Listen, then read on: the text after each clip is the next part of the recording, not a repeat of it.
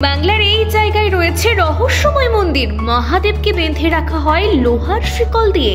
ভারতবর্ষের প্রতিটি পাহাড়, পর্বত, জঙ্গল, নদী, গ্রাম, গঞ্জ, শহর, সর্বোচ্চ তার অবাধ বিচরণ। কলকাতার এই মোটা শিবকে বেঁধে রাখা হয় লোহার শিকল দিয়ে। মোটা শিবের প্রকৃত নাম দুর্গেশ্বর শিব।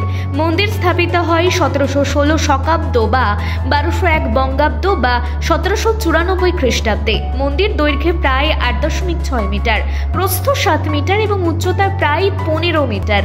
মন্দিরের দেওয়ালে আগে ছিল বেশ কিছু পঙ্খ এবং টেরাকোটার কাজ, যা কালের প্রবাহে বিলীন। কিছুই আর অবশিষ্ট নেই। চারিদিকের দেওয়ালে নেমেছে মহাদেবের জটার ন্যায় বটের ঝুড়ি। আনুমানিক 350 বছরের পুরনো দুর্গোৎসব শিব মন্দিরটি। প্রচলিত লোককথা অনুসারে এই মোটা শিবকে বেঁধে রাখা হয় মোটা লোহার শিকল দিয়ে। কিন্তু কেন জানেন?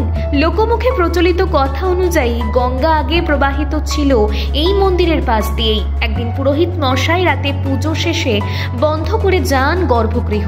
সকালে এসে যখন দরজা খোলেন তখন দেখেন ভেতরে মহাদেব নেই। সেই জন্য একটি শিকল দিয়ে বেঁধে রাখা হয় মহাদেবকে। ভিডিওটি ভালো লাগলে লাইক, কমেন্ট, শেয়ার করে আপডেট বাংলা পেজটি ফলো করুন এখনই নতুন নতুন আপডেট পেতে।